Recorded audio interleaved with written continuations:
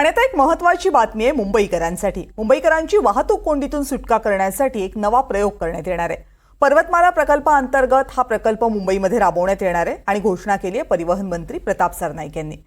प्रकल्प आहे रोपवेचा। या रोपवेमुळे मुंबईकरांच्या वेळेमध्ये, प्रवासाच्या वेळेमध्ये मोठी बचत होऊ शकणार आहे।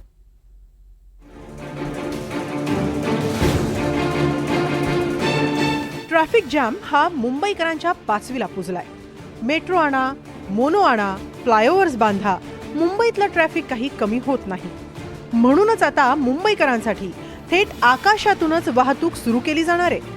मुंबईत आता रोपवे अर्थात केबल कारचा प्रयोग केला जाणार आहे। मला वाटतं जेव्हा असं अंतर डायरेक्ट अंतर कमी असलं तर फायदा निश्चित होऊ शकतो।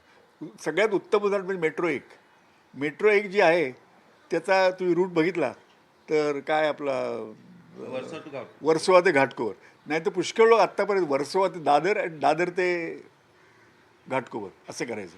सो त्यापेक्षा हा खूप स्वस्त पडला, म्हणजे खूप सोयीचा पडला लोकांना, त्यामुळे त्याचा वाहतूक खूप आहे। या 5 मार्गांवर रोपवे उभारण्यात येणार आहेत। कांदिवली ते गोराई या 6 किलोमीटरच्या प्रवासाला सध्या 1 तास लागतो। रोपवेनं हे अंतर 15 मिनिटांत पार करता येणार आहे। मुलुंड ते नॅशनल पार्क या 12 किलोमीटरच्या प्रवासाला 1.5 तास लागतो। रोपवेनं या अंतरासाठी अर्धा तास लागणार आहे। भाईंदर ते एसएल वर्ल्ड हे 9 किलोमीटर अंतर कापण्यासाठी पाऊण तास लागतो।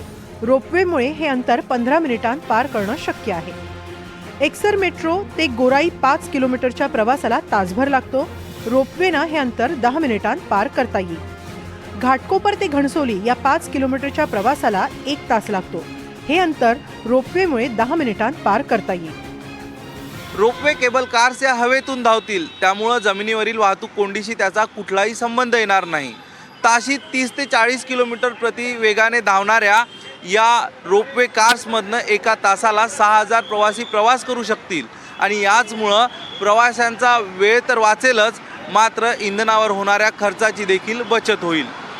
हा नक्की आवडेल मला, कारण त्यामुळे आपला ट्रॅव्हलिंग त्रास वाचेल, कारण की आता खालून जातो आपण तर ट्रॅफिक खूप असतं, असं माझं मत आहे। तर संकल्पना चांगली आहे, पण आता आल्यानंतर कळेल की कशी आहे ती। त्यावर तो एक खूप मोठा फॅक्टर आहे, कारण आपण लोकल बघतो तर लोकलमध्ये खूप जास्त धक्काबुक्की होते। तसंच जर रोपवेमध्ये जर झालं, कारण ते तर म्हणजे खालून चालणार नाही ना, पूर्णपणे आकाशातूनच राहील किंवा मग हवेतूनच राहील। त्यामध्ये जर समजा काही धक्काबुक्की झाली किंवा असंच काही प्रॉब्लेम झाला, जर क्राऊड वाढला तर या गोष्टी होऊ शकतात।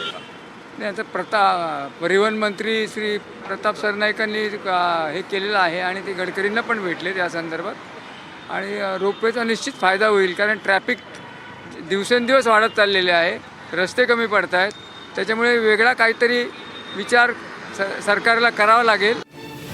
या प्रकल्पाची नुकतीच घोषणा झाली आहे, त्यामुळे जमीन अधिग्रहण परवानग्या, टेंडर प्रक्रिया, आर्थिक निकष या सगळ्या गोष्टींची पूर्तता व्हायला बराच वेळ लागेल। मात्र महाराष्ट्र आता थांबणार नाही या सरकारच्या ब्रीदवाक्याला गती देण्याचा प्रयत्न या प्रकल्पाच्या घोषणेतून होताना दिसतोय। केंद्र सरकारने नॅशनल रोपवे डेव्हलपमेंट प्रोग्राम अंतर्गत देशभरात 200 रोपवेचं नियोजन केलेलं आहे, ज्यासाठी जवळपास 1.25 लाख कोटीहून अधिक खर्च अपेक्षित आहे। येत्या 5 वर्षात हे 200 प्रकल्प पूर्ण करण्याचा केंद्र सरकारचा मानस आहे, मात्र त्यासाठी पथदर्शी ठरणार आहे मुंबईमध्ये उभारण्यात येणारे रोपवे। आणि याचमुळं मुंबईतल्या रोपवेच्या यशावरच देशभरातील 200 रोपवेचं भवितव्य ठरणार आहे। कॅमेरा पर्सन हिमांशूसह अक्षय कुडकेलवार, NDTV मराठी, मुंबई।